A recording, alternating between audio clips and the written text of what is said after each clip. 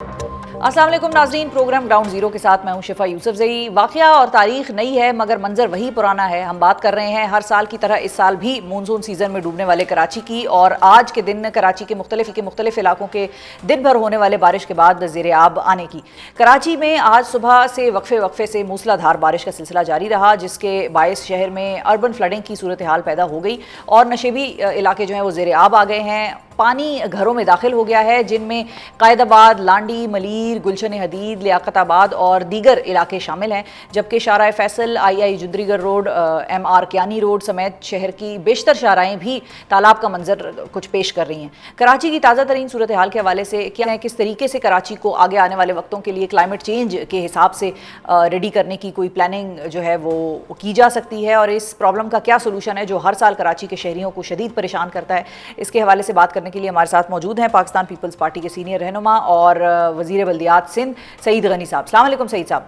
जी वालेकुम सलाम। बहुत शुक्रिया सईद गनी साहब, आपने वक्त निकाला। सबसे पहले तो ये बताइए कि आप तक आज की सारी इतलात क्या आई हैं? कोई अनफॉर्चुनेट लाइफ लॉसेस तो किसी तौर पर नहीं हुए? आप तक क्या इतलात पहुंची आज की बारिश के हवाले से कराची की? नहीं, इसमें कुछ है, जानी नुकसान हुआ है, कुछ बिजली का करंट लगने से हुआ है, एक दीवार गिरने से 4 हलाकतें हुई हैं, इस तरह के कुछ वाक़यात हैं। तकरीबन कोई 7-8 अफराद की इस तरह की इत्तलात है।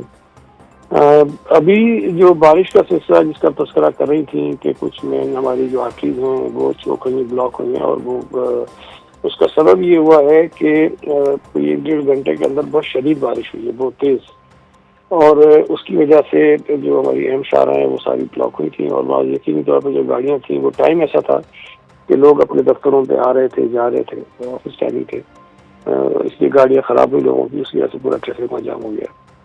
अब प्रॉब्लम सिर्फ ये है कि हम एक्चुअली बहुत सारी बातें पुरानी भूल जाते हैं। ये कोई पहली दफ़ा नहीं है, ये कराची शहर या पाकिस्तान के दीगर शहरों में भी होता है, तो दुनिया के कई जो बड़े शहर हैं वहाँ पर ये अगर बारिशें ज़्यादा होती है तो उस किस्म के मसाइल पैदा होते ज़रूर हैं। हमने पहले भी ये कहा था कि तैयारी हमारी है, और अभी भी जब मैं आपसे बात कर रहा हूँ, बल्दियाती इदारों के जो मुलाजमीन जिनकी जिम्मेदारी हैं वो सड़कों पर हैं। हमारे जितने अवेलेबल रिसोर्सेज हैं वो सारे हमें डिप्लॉय किए हुए हैं।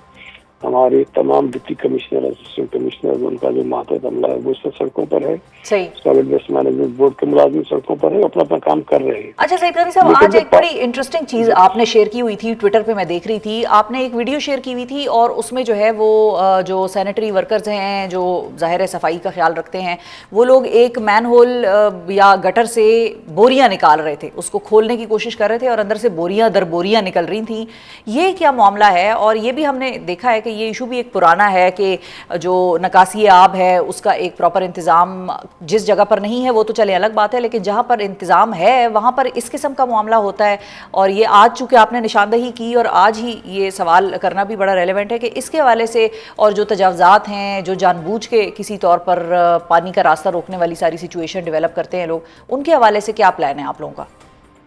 अरे एक्चुअली बदनसीबी है ये कराची में कि ये इस तरह के एलिमेंट्स हैं हमारे शहर में जो सिर्फ हुकूमत को बदनाम करने के लिए, ख़राब करने के लिए, और लोगों की नज़रों में बुरा बनाने के लिए और लोगों को तकलीफ देने का सबब बनते हैं। ये कल की वीडियोस थी, बल्कि शायद वीडियोस तो कुछ दिन पुरानी थी लेकिन मैंने कल शेयर की, और ये एक नहीं थी, मैंने तो सिर्फ 2 वीडियो डाली, लेकिन ये काफ़ी सारे महीनों से एक ही मखसूस इलाके के जहाँ से बहुत सारी बोरियाँ निकली थी।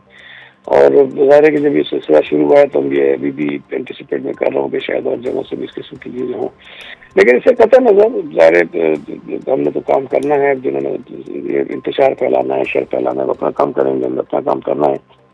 इससे मैं सिर्फ एक गुजारिश ही करना चाहता हूँ कि देखिए जो मीडिया के दोस्त हैं खासतौर पर उनसे भी और हमारे सियासी मुखालिफिन से भी, शहरों से भी, कि ये ह्यूमनली इम्पॉसिबल होता है कि अगर बारिश बहुत ज़्यादा हो जाए तो आप तो कोई ऐसा बंदोबस्त करें कि सड़क पे पानी ना ठहरे। ये मुमकिन नहीं है, पानी सड़क पे बिल्कुल ठहरता है। हमारी कारकर्दगी उससे देखी जाएगी जब बारिश 2-4 घंटे के लिए रुके, उस दौरान हम क्या करते हैं, किस तरह से हम सड़कों को राउंड अप कर लेते हैं। हम समझ रहे थे कि बारिश बंद होगी तो 3-4 घंटे में हम जो मेन आर्टरी है उसको थ्रू कर देंगे, लेकिन अभी कुछ देर पहले जब मैं आपसे बात कर रहा हूँ, एक मरतबा पर एक शदीद स्पेल आया, बारिश बहुत तेज से होनी शुरू हो गई और मैं गाड़ी में था, यकीन करें कि गाड़ी की स्क्रीन से कुछ नजर नहीं आ रहा था, इतनी शदीद बारिश थी। अब अगर ये बारिश के बार बार स्पेल होते रहेंगे तो हमारे लिए बड़ा मुश्किल हो जाएगा कि सड़कों को हम शुरू कर सकें। हम कोशिश पूरी कर रहे हैं, मशीनरी पूरी सड़कों पर मौजूद है, अफसरान पूरे सड़कों पर मौजूद हैं, جب بعض اوقات میں ٹی وی پہ دیکھتا ہوں کہ یہ کہا جاتا ہے کہ کوئی سڑکوں پر نہیں ہے، تو مجھے تو شاید اتنا فرق نہیں پڑتا، لیکن وہ مزدور بیچارہ وہ محنت اچھا، کرتا ویسے ہوگا آج وہ جو میئر کراچی جو ہیں مرتضی وہاب صاحب، ان کا ایک کلپ جو ہے وہ بڑا وائرل ہوا چل رہا تھا. انہوں نے شاید کسی نیوز کی اینکر کو یہ بات کہی ہے کہ میں خود بارش رکنے کا انتظار کر رہا ہوں، جب وہ رکے گی تو میں پھر باہر نکل کے دیکھوں گا کہ کیا صورتحال ہے. نہیں، وہ بات ٹھیک ہے، اس میں دیکھیں اب اس کے کوئی، اب وہ میرا بھی کوئی کل میں نے بات کسی اور ریفرنس میں کہی کہ کوئی ایک چینل والے میں کسی اور طرح سے کہہ رہے تھے، وہ ہاں کوئی ایشو نہیں ہے. ٹھیک ہے. اب بارش اگر شدید ہو رہی ہو، سڑکوں پہ موومنٹ کرنے کی جگہ نہ ہو، تو آپ کیا توقع کرتے ہیں میئر بھی سپر مین بھی آسمان سے اٹھ کے رکیں گے ہی، ظاہر ہے رکے گی، ظاہر ہے. سڑک جب چلے گی، راستہ بنے گا تبھی وہ بھی جا سکیں گے، اس سے پہلے تو ممکن نہیں ہے. تو بہرحال لیکن اس سے پہلے ڈپلائمنٹ ہماری ہوئی ہے. جن لوگوں کی جہاں جہاں ذمہ داری ہیں وہ لوگ وہاں پر موجود ہیں، اپنی لوکیشن شیئر کر رہے ہیں، اپنی ویڈیوز، اپنی تصاویر شیئر کر رہے ہیں، تو وہ کام کر رہے ٹھیک ہیں. ہے. اچھا آپ یہ کراچی بتائیے شہر، سعید صاحب کہ میں پھر یہ بتا دوں جی کہ کراچی شہر بہت بڑا ہے، اس میں ایسا نہیں ہے کہ سب کراچی شہر کی تمام سڑکیں جو ہیں وہ بند ہیں، ایسا نہیں ہے. میں ایریاز بالکل ہیں، مانتا ہوں پاکٹس ہیں. شارع ٹھیک ہے. فیصل پہ، دیکھیں شارع فیصل میں 2-3 پاکٹس ہیں، یہ کرونک ہیں، ابھی سے نہیں ہے، یہ زمانے سے ہیں، اور اس کے سولوشنز نہیں ہیں. اگر قدرتی طور پر وہ بالکل پیالہ بنا ہوا ہے، پیالہ نما ایک جگہ ہے، تو جب پانی چاروں طرف سے جی اس میں آئے گا تو وہ ڈوبتے ہوئے علاقے، وہ مسئلہ ہے ایک بڑا. بالکل بالکل، میں یہی جی آپ پوچھنا چاہ رہی تھی. جی بالکل، کہ زمانے سے آپ نے صحیح بات کی ہے، اب اس کا زمانے پرانی ایک پرابلم کا حل کیسے ہم نکالیں گے؟ کیونکہ اس کو ہی اگر ایکسیپٹ کر لیں ہم کہ بھئی یہ تو پرانی پرابلم ہے اور اس کا کوئی سولوشن نہیں نکل سکتا، تو پھر کیسے نکلے گا سولوشن؟ نہیں دیکھیں، کچھ چیزیں سمجھنے کی ضرورت ہوتی ہے. جس جگہ کی میں بات کر رہا ہوں، جب میں نرسری کی مثال دے دوں آپ کو، میں نرسری پہ جب شارع فیصل پہ اگر آپ آئیں بھی نا، تو آپ کو لگ رہا ہے ڈپریشن میں جاتی ہیں. آپ وہاں سے ٹھیک جب ہے. میٹرو پول سے آئیں اور ایئرپورٹ کی طرف جائیں، تو نرسری کے مقام پہ آپ کو لگے گا آپ ڈپریشن میں جا رہے ہیں، اس لیے کہ وہ جگہ نیچی ہے. اور نرسری کے لیفٹ سائڈ پہ جو پی سی ایچ ایس ہے وہ اونچا ہے، اور وہاں یہ پہاڑیاں تھیں چھوٹی چھوٹی، اب آبادیاں ہو گئی ہیں، تو وہاں سے پانی بڑا تیزی سے آتا ہے، شارع قائدی سے بھی آتا ہے، وہاں سے بھی آتا ہے، اور وہ کراس کر کے اکراس سے شارع فیصل جاتا ہے پی سی ایچ ایس کی جو دوسری آبادی ہے اس کے اندر، اور وہاں بے تحاشا پانی کھڑا ہوتا ہے. اس کے آگے نالے ہیں، پھر وہ نالوں میں جاتا ہے، پھر نالوں کی کیپیسٹی جتنی ہے ظاہر ہے وہ بھی جب تک پانی ایک محدود کی کیپیسٹی وہ پانی اٹھاتے ہیں، اور اس کے بعد وہ پانی آگے چلا جاتا ہے. تو اس کے لیے وقت درکار ہوتا ہے، لیکن وہ پانی اتر جاتا ہے وہاں سے. ٹھیک ہے.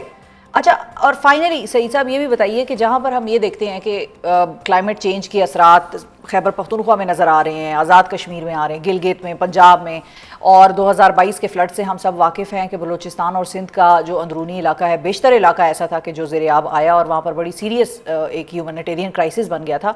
تو اب آنے والے وقتوں میں بھی یہ قوی امکان ہے اس چیز کا کہ سندھ، کراچی اس چیز کا نشانہ دوبارہ بھی بنے گا، اور ہو سکتا ہے 3 دن تک وہاں پر بارش جو ہے وہ جاری اور ساری رہے.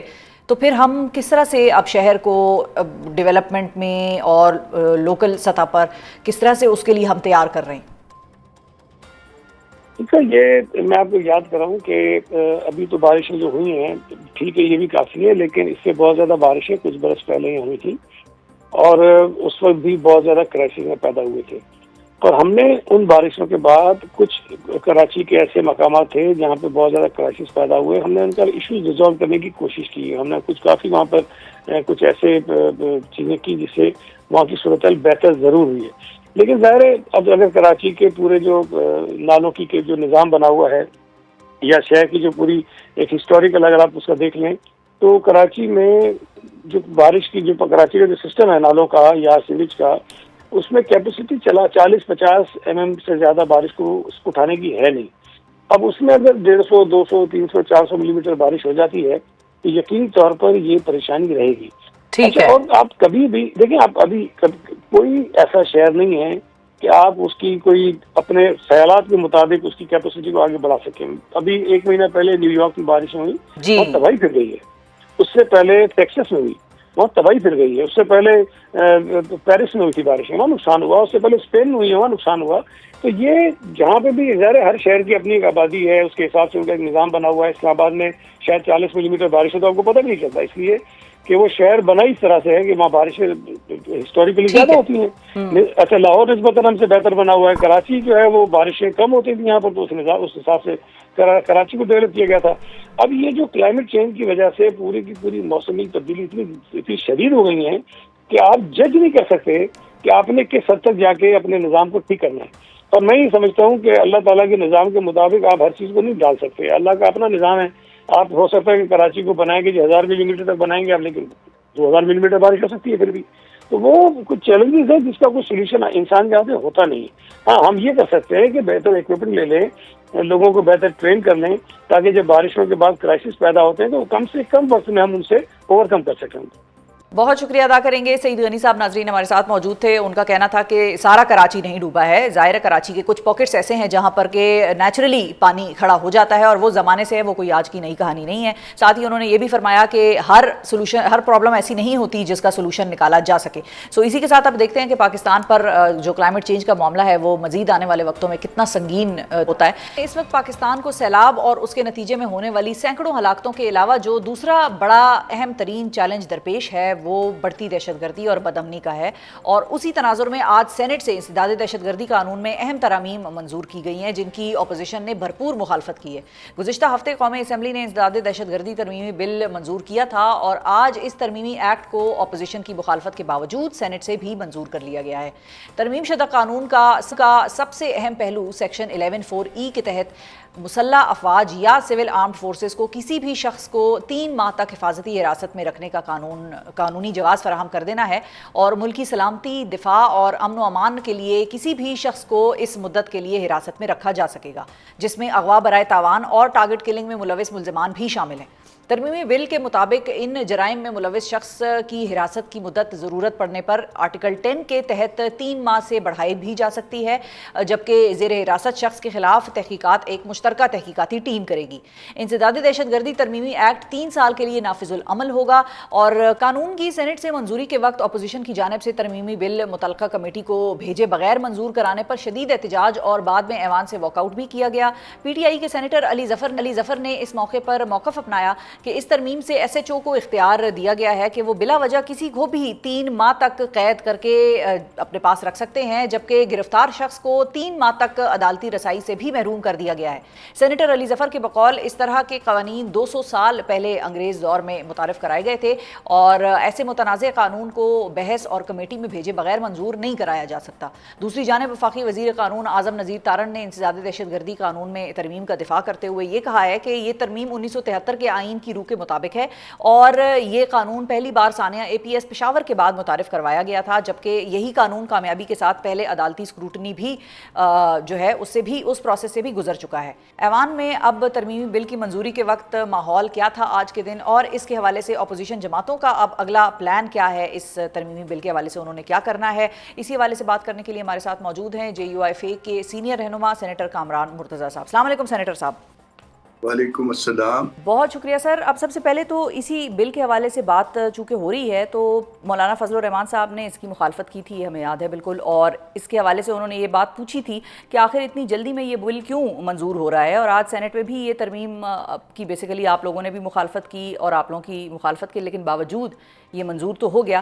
اب کیا اس ترمیمی بل کو متعلقہ کمیٹی میں بھیجنا ایک آئینی اور پارلیمانی شرط ہے، یہ پری کنڈیشن ہے، یا اب ایسا کیے بغیر ترامیم پاس ہو سکتی ہیں؟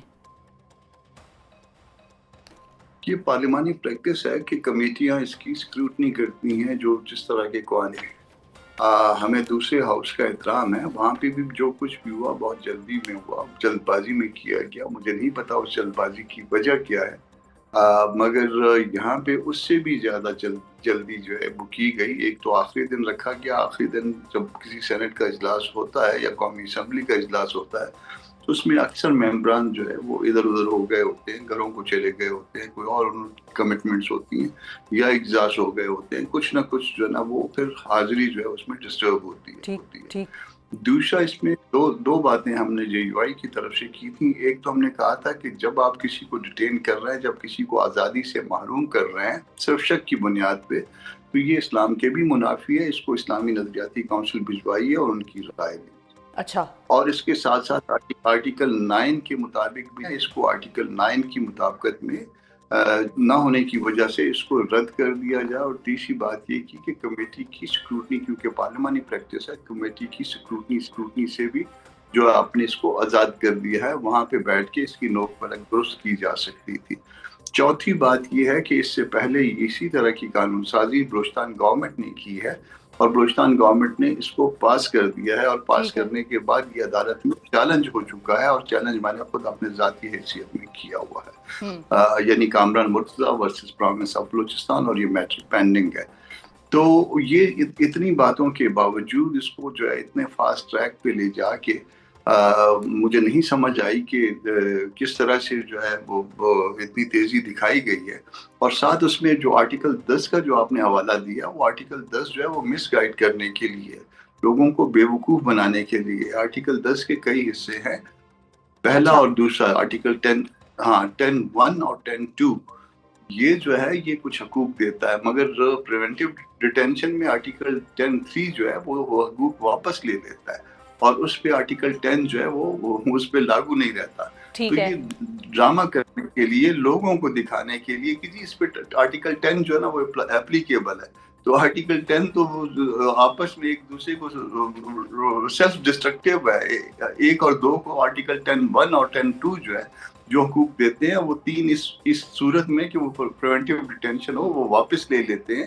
تو ہم نے کون سا آرٹیکل اس کے اوپر وہ کیا ہے، اور ہم نے جو امینڈمنٹ دی تھی JUI کی طرف سے، جو امینڈمنٹس تھی، وہ ہم نے یہی کہا تھا کہ اس کو جوڈیشل اسکروٹنی اس میں جو ہے نا ضروری ہے، کیونکہ آپ جو ہے کسی کو آزادی سے محروم کر رہے ہیں، تو اس لیے جو ہے اسپیشل جج کے پاس جو ہے نا اس کے پاس جو ہے نا وہ پیش کریے، اور پھر کاؤنسل کی موجودگی بھی ہم نے مانگی تھی، مگر اس بات کو رد کر دیا گیا۔ ٹھیک ہے، اچھا اب یہ چونکہ آپ نے اسکروٹنی کی بات کی ہے اور آپ نے اس کو بلوچستان اسمبلی میں تو چیلنج کیا، مطلب بلوچستان اسمبلی سے پاس ہونے والے قانون کو تو آپ آلریڈی چیلنج کر چکے ہیں۔ بلوچستان ہائی کورٹ میں چیلنج کیا ہوا ہے، بلوچستان اسمبلی سے پاس کو بل کو۔ ہاں جی، تو اس کی بات تو ہم کر رہے ہیں، لیکن جو وزیر قانون ہے اعظم نذیر تارڑ صاحب، ان کا یہ موقف آپ کو کیسا لگا جب وہ یہ کہہ رہے ہیں کہ یہی ترمیم جو ہے، یہ ترمیمی قانون 2014 سے میں ثانیہ APS کے بعد منظور ہوا تھا، اور اس نے عدالتی اسکروٹنی کا ٹیسٹ بھی یہ پاس کر لی ہے اس قانون نے، تو یہ آپ کو کچھ سمجھ میں آئی بات لیگلی اور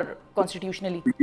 اگر یہ قانون پاس ہو گیا تھا تو پھر دوبارہ کوئی پاس کرنے کی ضرورت تھی، تو اگر آپ کی سمجھ میں آئی ہے تو پھر آپ مجھے سمجھا دیجئے کہ قانون جو ہے، تو جب سمجھ کسی کو بھی نہیں آئی، بلکہ شاید ان کو بھی سمجھ میں نہیں آئی، اور ان کو سمجھ اس وقت آئے گی جب وہ ہاؤس میں ٹریجری میں نہیں ہوں گے، دوسری طرف بیٹھے ہوں گے، اس وقت سمجھ آئے گی۔ یہ لوگوں کو جو ہے نا اس طرح کے قوانین کی سمجھ جو ہے اس وقت آتی ہے جب وہ چینج ہو جاتا ہے، آئل جو ہے نا چینج ہو جاتا ہے، ایک طرف سے دوسری طرف چلے جاتے ہیں، تو پھر سمجھ آتی ہے کہ کیا غلط ہوا ہے۔ اچھا، جو سن سیٹ کلاز تھا، تارڑ صاحب کا میرا خیال ہے اشارہ اس کی طرف ہے کہ اس وقت جب پاس ہوا تھا تو 3 سال کے لیے یہ قانون پاس ہوا تھا اور پھر عدالتی اسکروٹنی سے گزرا، اور اب بھی جو یہ قانون پاس ہوا ہے وہ ملٹری کورٹس جب بنی تھی اس میں سن سیٹ کلاز رکھا گیا تھا۔ یہ ہر وقت جو ہے نا اس طرح کی اٹیمپٹس ہوئی ہیں، ہر دفعہ جو ہے نا اس طرح کی جو ہے نا خواہش جو ہے نا اس کا اظہار کیا جاتا ہے۔ آپ کے پاس صرف علاج جو ہے وہ پاکستان کے مسائل کا یہی سمجھ آپ کو آتا ہے کہ اس طرح سے لوگوں کا جو ہے سانس بند کر دیا جائے، منہ پہ ہاتھ رکھ دیا جائے۔ اچھا، تو یعنی کہ یہ والی جو قانون سازی ہے یہ اس وقت کے قانون میں بھی موجود اس طرح سے نہیں تھی، سن سیٹ کلاز کے تحت تھی وہاں پر، لیکن سن سیٹ کلاز میں نہیں تھی۔ سن سیٹ کلاز اس میں تھا، ملٹری کورٹ والے معاملے میں تھا، اس سے پہلے ایک دفعہ اور ملٹری کورٹس کا وہ معاملہ تھا۔ تو پھر یہ والی قانون سازی لیپس کیسے ہو گئی سینیٹر صاحب؟ پھر یہ والی قانون سازی لیپس کیسے ہو گئی تھی؟ اس میں وہ ملٹری کورٹ والے معاملے میں وہ جو سن سیٹ کلاز رکھا تھا، یا اب جو سن سیٹ کلاز رکھا ہے، یہ اس کو سوچ کے رکھتے ہیں کہ 3 سال کا سن سیٹ کلاز رکھیں، 3 سال بعد ہم نہیں ہوں گے تو پھر یہ ہم پہ اپلائی نہیں کرے گی۔ یہ اس کے پیچھے اصل سوچ۔ اچھا، اب آپ نے بلوچستان ہائی کورٹ میں تو اس قانون کو جو بلوچستان اسمبلی سے پاس ہوا اس کو تو آپ نے چیلنج کیا ہوا ہے، اب اس قانون کا آپ لوگوں نے کیا کرنے کا پلان کیا ہے؟ اب یہ دیکھتے ہیں، آج میرا خیال ہے کہ یہ اس قانون کے حوالے سے نیشنل اسمبلی میں بھی جب مولانا صاحب نے اس دن اسپیچ کی تھی تو PTI اور JUI ایک پیج پہ آئے تھے، آج بھی جو ہے PTI اور JUI ایک پیج پہ آئے ہیں۔ تو دیکھتے ہیں کہ اس کے اوپر آگے کوئی مل جل کے کوئی لائے عمل ہو سکتا ہے یا نہیں ہو سکتا۔ میں نے اور علی ظفر صاحب نے کوئی بیچ میں ایک آدھ بات کی تھی کہ اس کے اوپر پھر دوبارہ جو ہے ایک اٹیمپٹ کرتے ہیں، کس طرح کی اٹیمپٹ کرتے ہیں وہ پھر جماعت سے پوچھ کے پھر آگے بتاتے ہیں آپ کو۔ بہت شکریہ ادا کریں گے سینیٹر کامران مرتضیٰ صاحب. ناظرین ہمارے ساتھ موجود تھے اور واضح الفاظ میں یہ بات کر رہے تھے کہ جب حکومتوں کا جتنا ٹائم ہوتا ہے اتنے ٹائم کا سن سیٹ کلاز ڈال دیتی ہیں حکومتیں کہ بھائی لا ہمارے جانے کے بعد ہم پہ ہی کہیں اپلائی نہ ہو جائے. تو یہ ایک انٹرسٹنگ منطق سمجھائی ہے کامران مرتضیٰ صاحب نے ہمیں, اور ساتھ ہی یہ بھی کہا ہے کہ اس کے حوالے سے مزید لاہ عمل جو ہے وہ ابھی مشاورت کے بعد اپنی پارٹی کے اندر بھی اور دیگر جماعتوں سے بھی مشاورت کے بعد طے ہوگا کہ ہم نے اس پر کرنا کیا ہے. اب اسی کے ساتھ ناظرین آگے بڑھتے ہیں اور پروگرام میں ہم بات کرتے ہیں دہشت گردوں کی سہولت کاری کے الزام میں بلوچستان کی جو یونیورسٹی ہے بیوٹمز یونیورسٹی, اس کے گرفتار لیکچرار ڈاکٹر عثمان قاضی کی, کہ جن کو آج مقامی عدالت نے 14 روز کے ریمانڈ پر سی ٹی ڈی کے حوالے کر دیا ہے. اور ڈاکٹر عثمان کو کالعدم تنظیم کے لیے سہولت کاری کے الزام میں 12 اگست کو ان کے گھر سے گرفتار کیا گیا تھا. ڈاکٹر عثمان قاضی نے اپنی ویڈیو بیان میں دہشت گردی کے متعدد واقعات میں کالعدم تنظیم کی سہولت کاری کا اعتراف بھی کیا ہے, اور اس حوالے سے اب مزید کیا اہم انکشافات سامنے آ رہے ہیں, ان کے موبائل فونز اور ان کے پاس موجود جو چیزیں ہیں ان میں سے کیا ڈیٹا اور کس قسم کے ٹرینڈز پیٹرنز نظر آ رہے ہیں اب حکومت کو اور لا انفورسمنٹ ایجنسیز کو, اس کے حوالے سے بات کرنے کے لیے ہمارے ساتھ موجود ہیں ترجمان ہیں بلوچستان حکومت کے شاہد رند صاحب. السلام علیکم شاہد صاحب. وعلیکم السلام شفا. بہت شکریہ شاہد صاحب, آپ نے وقت نکالا. سب سے پہلے تو یہ بتائیے کہ بجائے اس کے کہ ہم کسی سوشل میڈیا پہ پھیلتی ہوئی کسی مس انفارمیشن یا ڈس انفارمیشن کے اوپر بات کریں, ہم ڈائریکٹلی آپ سے ہی یہ سوال کریں گے کہ ان کو پکڑ لیا گیا ہے, ان کی گرفتاری ہو گئی ہے, کہا یہ جا رہا ہے کہ مختلف سرکاری کچھ شخصیات کے ساتھ بھی وہ رابطے میں تھے, تو اس حوالے سے اس ساری جو ہوا آپریشن اور جس طریقے سے ان کو پکڑا گیا اس کے بارے میں آپ کیا ڈیٹیلز شیئر کر سکتے ہیں آفیشیلی ہمارے ساتھ؟ فرسٹ آف آل شفا, thank you for having me in your show. شفا, سب سے پہلی بات یہ آپ نے جو ایک جملہ کہا کہ سرکاری لوگوں سے وہ رابطے میں, دیکھیں he was a common citizen of this country and this province, اور گریڈ 18 میں پاکستان اسٹڈیز پڑھانے والا ایک لیکچرر, تو لازمی سی بات ہے رابطے تو اس کے اسی بلوچستان میں اسی شہر میں ہر طرح کے لوگوں سے ہوں گے. اب ان رابطوں کو یہ اسٹیبلش کرنا کہ کون سے رابطے ان کے ذاتی قسم کے تھے, کون سے رابطے ان کے دہشت گردی کی کارروائیوں سے ریلیٹڈ تھے, اس پر ابھی قانون نافذ کرنے والے ادارے کام کر رہے ہیں. میں کوئی ایسی رائزنی نہیں کروں گا جس کا ایفیکٹ جو ہے وہ اس کی تحقیقات پہ پڑے یا کسی اور شخصیت پہ پڑے. لیکن سب سے جو امپورٹنٹ چیز ہے شفا, ہم جس وقت ان پروفیسر صاحب کو, ان لیکچرر صاحب کو ایک ٹپ ملی قانون نافذ کرنے والے اداروں کو, اور 2 قانون نافذ کرنے والے ادارے جو ہے وہ اس پر کام کر رہے تھے تحقیقات پر, C T D lead role میں تھی, تو اس میں اس ٹپ پر کام کرتے ہوئے جب ہمیں یہ پتا چلا حکومت کو یا قانون نافذ کرنے والے اداروں کو کہ ایک پروفیسر جو کہ پاکستان اسٹڈیز پڑھاتے ہیں ان کے لنکیجز بھی ہیں, تو یہ بڑا ایک مشکل فیصلہ تھا حکومت کے لیے, قانون نافذ کرنے والے اداروں کے لیے. جب ان کو تحویل میں لیا گیا تو اس کے بعد ایک نیریٹو جیسے کہتے ہیں وہ سوشل میڈیا پر اور میڈیا پر بہت سے ایسے لوگ جن کا ہو سکتا ہے کہ چند ٹویٹس کے علاوہ کوئی اسٹیک کہیں پر نہ ہو, صرف ٹویٹر پر وہ خود کو زندہ رکھتے ہوں اور اس کی وجہ سے اپنی مقبولیت بڑھاتے ہوں, انہوں نے یہ تاثر دینے کی کوشش کی کہ بلوچستان میں اساتذہ کو بھی جی اب نہیں بخشا جا رہا, پہلے فلانوں کو نہیں بخشا جا رہا تھا, اب اساتذہ تک بات آ گئی ہے. کچھ سیاسی جماعتیں بھی اس کا حصہ بنی.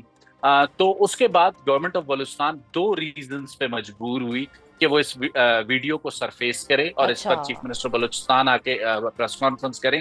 پہلا مین ریزن یہ تھا کہ کسی بھی دہشت گردی کی کارروائی کی صورت میں آپ میڈیا ہم سے یہ سوال پوچھتے ہیں کہ یہ سیکورٹی لیپس کیسے ہوا, قانون نافذ کرنے والے ادارے کیا کر رہے تھے, تو ہم ہمیشہ آپ کو یہی جواب دیتے تھے کہ ایسے کئی واقعات انہی اداروں نے ناکام بنائے. اور دوسرا مسئلہ وہی تھا جو نیریٹو بنایا جا رہا تھا. تو اس کی وجہ سے انویسٹیگیشن کا جس کو کہتے ہیں نا, ابھی آپ کہہ سکتی ہیں کہ یہ بہت چھوٹا سا حصہ ہے جو ہم نے آپ کو ریویل کیا ہے. اس میں بہت سی لیڈز گورنمنٹ آف بلوچستان اور سی ٹی ڈی کو ملی ہیں, اور آنے والے دنوں میں جو بہت سے چہرے آپ کے سامنے یا بہت سے ایسے میڈیا کے لوگوں کے سامنے جن پر ہم پر تنقید ہوتی ہے کہ جی یہ تو پرامن لوگ ہیں, جی یہ تو پرامن لوگ ہیں, جی یہ تو حقوق کے لیے جدوجہد کر رہے ہیں, ایسی بہت سی چیزیں ہمارے سامنے آئی ہیں جسے ابھی ہم اوپن نہیں کر رہے ہیں, لیکن جب وقت آئے گا تو اس وقت اوپن کریں گے. بالکل ٹھیک ہے. اور میں آپ سے, اگر آپ جواب نہ دیتے, آپ خود ہی اس پوائنٹ پہ آ گئے, لیکن میں یہ پوچھنے والی تھی کہ اس قسم کی کارروائیاں تو بیک گراؤنڈ میں ہماری لا انفورسمنٹ ایجنسیز کرتی رہتی ہیں, تو اس مرتبہ اس کی جو بیان ہے یا بیانے اس کو کنفیشن کہہ لیں یا جو اسٹیٹمنٹ ہے اس کو میڈیا پر ریلیز کرنے کا مقصد کیا تھا, تو وہ سوال کا جواب آپ نے خود ہی دے دیا, یہ میرے ذہن میں تیار تھی آج کے لیے. اچھا, اب یہ بتائیے شاہد صاحب کہ پہلے بلوچستان میں خواتین کو بطور خودکش بمبار استعمال کرنے کا انکشاف ہوا تھا, وہ چیز ہم نے دیکھی. پھر اب ایک یونیورسٹی کے لیکچرر کا, اور پاک سٹڈیز پڑھانے والے لیکچرر کا, ڈاکٹر یعنی کہ پی ایچ ڈی پروفیسر ہوگا یہ شخص اپنا, تو دہشت گردی کا الزامات پر یہ گرفتار ہونا ہمیں کیا بتا رہا ہے دہشت گردوں کی آئیڈیالوجی کے حوالے سے, اور ایک خاص طبقے کو کیوں اب وہ ٹارگٹ کر رہے ہیں, ان تک پہنچنے کی کوشش کرتے ہیں, اور وہ طبقہ ان کی چاہے کسی بھی وجہ سے ہو ان کی باتوں میں آ کر ان کے ساتھ شامل ہو جاتا ہے, ان کی فیسیلیٹیشن شروع کر دیتا ہے. یہ کتنی تشویشناک بات ہے, اور آپ لوگوں کو اس کے حوالے سے انہی سے مزید کوئی انکشافات ایسے ہوئے کہ جس میں انہوں نے یہ بتایا ہو کہ وہ ان کے پاس آئے تھے یا یہ ان کے پاس گئے, کس طرح سے یہ رابطے ڈیولپ ہوئے, کیسے یہ فیصلہ انہوں نے کیا؟ کیونکہ ایک پڑھا لکھا نوجوان ایک نوکری کرتا ہو, گھر چلاتا ہو, اس کے لیے فیصلہ کرنا بہرحال یہ کوئی مجھے تو نہیں لگتا کہ آسان چیز ہے. تو یہ کس طرح سے ان کے ساتھ قائل ہو گئے ان کی بات سن کے؟ شفا, آپ نے بھی ایک چیز سنی ہوگی, بہت سے جید صحافی جو پرائم ٹائم کے پروگرامز کرتے ہیں, بڑے بڑے آرٹیکلز لکھتے ہیں, بہت سے سیاسی رہنما, انہوں نے پاکستان کی ریاست کو ایک گزشتہ 2 دہائیوں سے ایک کنفیوژن میں ڈالا ہوا تھا. وہ کنفیوژن یہ تھا کہ جی بلوچستان کا مسئلہ جو ہے وہ حقوق کا ہے, بلوچستان کا مسئلہ جی سیاسی ہے. ان 2 دہائیوں میں اس کنفیوژن کے نتیجے میں پاکستان میں 3 بڑے, اگر آپ کنسیڈر کریں ڈاکیومنٹس, کانسٹیٹیوشن آف پاکستان متفقہ تھا, اس کے بعد دوسرا اگر کوئی بہت ہم کہیں کہ بڑا متفقہ ڈاکیومنٹ تھا جس پہ تمام پولیٹیکل اسٹیک ہولڈرز نے اتفاق رائے کیا, دیٹ واز 18th امینڈمنٹ. جی. اس کے بعد تیسرے نمبر پہ چارٹر آف ڈیموکریسی, چونکہ ایک پولیٹیکل ڈاکیومنٹ تھا, میں اسے اس کا حصہ نہیں بناتا. تیسرا بڑا ڈاکیومنٹ تھا نیشنل ایکشن پلان, جس پہ تمام سیاسی قیادت, تمام عسکری قیادت, عدلیہ, سب اس پہ متفق تھے, اور جو قانون سازی ہم نے اس وقت کی وہ اتفاق رائے سے کی. اس تک میں چند قوم پرست قوتوں کی وجہ سے ایک ابہام چھوڑا گیا.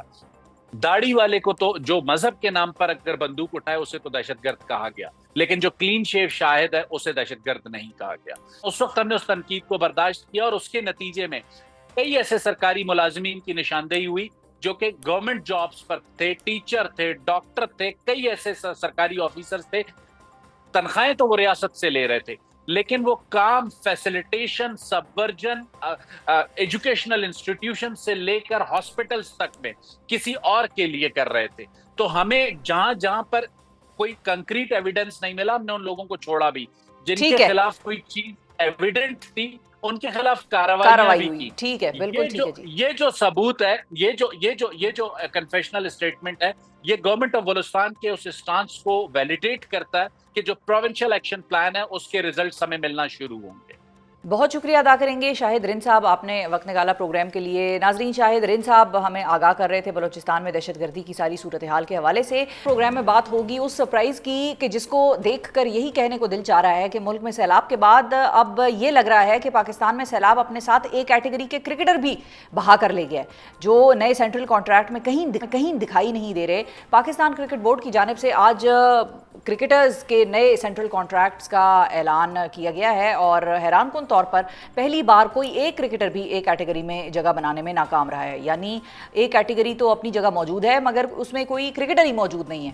ون ڈے ٹیم کے موجودہ کپتان محمد رضوان اور سابق کپتان بابر اعظم کو ایک کیٹیگری سے نکال دیا گیا ہے, اور انہیں اب بی کیٹیگری میں جگہ دے دی گئی ہے, جبکہ فاسٹ بالر شاہین آفریدی کو گزشتہ برس ہی ایک کیٹیگری سے بی کیٹیگری میں رکھ دیا گیا تھا.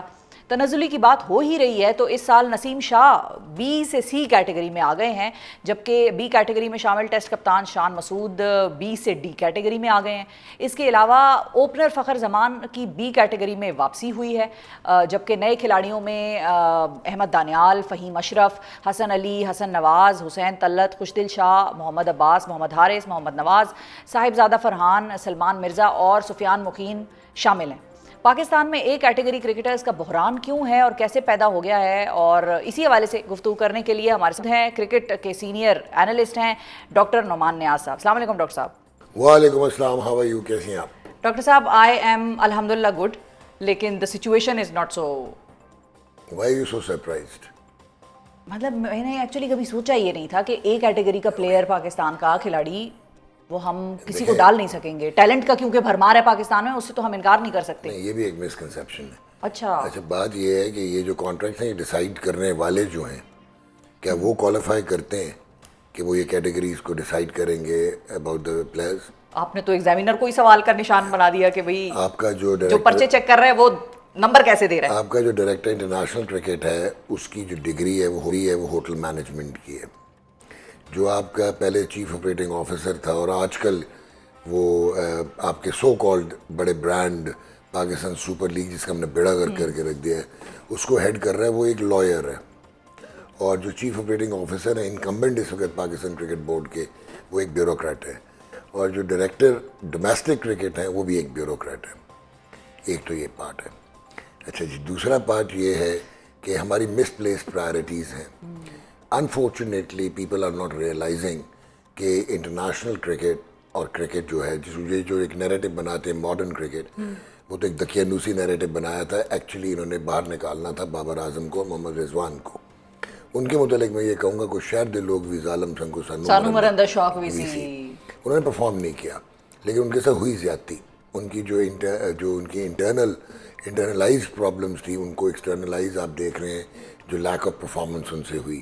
تو نو جسٹیفیکیشن کہ وہ ان کو آپ جسٹیفائی نہیں کر سکتے. But as Rashid Latif said day before yesterday کہ بابر اعظم آج بھی ایک ٹانگ پہ ان لوگوں سے بہتر ہے وداؤٹ پرفارمنگ جو اس کی ریپلیسمنٹس آپ لے کے آئے ہیں. نمبر 1. نمبر 2 ایک مسکنسیپشن کریٹ کیا گیا اور وہ یہ کریٹ کیا گیا کہ جو آپ کی یہ انہوں نے جی ماڈرن کرکٹ کھیلیں گے T20 اسٹرائک ریٹس کی بات کرتے ہیں عاقب جاوید بیٹھ کے اور مائک ہیسن بیٹھ کے. کبھی کسی نے پوچھا کہ فخر زمان کا آج کل اسٹرائک ریٹ 115 کا ہے, خوشدل شاہ کا 107 کا ہے, ٹھیک ہے, جو آپ کے شاید سائم ایوب ہیں جن کا 137 کا ہے اور 138 کا محمد حارث کا ہے جو ہلتی ہوئی گیند یا جہاں پہ بریک ہو وہ چلتے ہی نہیں. اور ان کو یہی ڈفرینسیشن نہیں ہے کہ 130 پلس صاحبزادہ فرحان کا بھی ہے جی اور 150 پلس حسن نواز کا ہے. The only good thing that has happened نام ہی کافی ہے اسپیڈ لیکن اس نے ابھی ایوالو ہونا ہے. اچھا وہ ابھی ٹیسٹ ہوگا جہاں پہ سیمنگ کنڈیشنز ہوں گی یا جہاں پہ بریک ہوگا لیکن وہ ماڈرن کرکٹ کے قریب ہے. ٹھیک ہے. اچھا واٹ اباؤٹ محمد رضوان؟ اچھا مطلب ان کی کیا وائٹ بال کے ڈیز آر اوور؟ میں اب اس طرف آنے لگا ہوں. ہاں آپ وہ واحد کرکٹ بورڈ ہیں جو اپنا تمسخر خود اڑواتا ہے کیونکہ ٹیکنیکل ون ڈے کے کپتان ہیں, T20 کے نہیں ہیں. آپ کی پاکستان ٹیم کا یہ حالات ہیں کہ جو ٹیسٹ کرکٹ کا کپتان ہے اس کی ٹیسٹ کرکٹ میں جگہ نہیں بنتی. جو ون ڈے انٹرنیشنل کا کپتان ہے اس کی ون ڈے انٹرنیشنل میں جگہ نہیں بنتی. جو T20 کا کپتان ہے وہ کمپلیٹلی ارریلیونٹ ہے اس فارمیٹ سے, جگہ تو دور کی بات ہے. ٹھیک ہو گیا, ایک تو یہ ہو گیا. سلمان آغا اچھا کیونکہ ہمارے دل میں انٹلیکچوئل ڈس آنیسٹی, ہم انٹلیکچوئل ڈس آنیسٹ ڈیسیجنس لیتے ہیں. آپ کو ایک انٹرسٹنگ سینیریو بتاتا ہوں کہ شاداب خان سال پہلے 15 میچوں میں 3 آؤٹ کیے ہوئے تھے انہوں نے سارے ملا کے. فٹنس ان کا کنسرن ہے, ابھی بھی وہ فٹنس پہ باہر ہیں. بنگلہ دیش میں آپ کے پاس 2 اسپنرز تھے جو کہ اے اسپنرز ہیں T20 کے لیے کہہ رہا ہوں, سفیان مقیم اور Saad Abrar. Abrar is the best white ball spinner in Pakistan. آپ ان کو ڈراپ کرتے رہے کیوں یار؟ وہ پرفارم نہ کر جائیں. اگر وہ پرفارم کر دیں گے تو اب شاداب خان کو واپس کیسے لائیں گے؟ اور شاداب خان کا کنیکشن کیا؟ مائک ہیسن کہاں سے؟ اسلام آباد یونائٹیڈ سے. شاداب کہاں سے؟ اسلام آباد یونائٹیڈ سے. سو یہ مور اور لیس پاکستان یونائٹیڈ کی ٹیم, اسلام آباد کپتان پاکستان یونائٹیڈ کی ٹیم نظر آتی ہے آپ کو. اچھا اب آپ آگے چلیں تو شاداب کا آج اور ری انفورس ہو گیا کہ وداؤٹ پرفارمنس وہ ایلیویٹ ہو گیا ہے کیٹیگری بی میں. وائی؟ On what basis? اچھا وائس کیپٹن بھی ہے وہ T20 نہیں, بٹ آن واٹ بیسس؟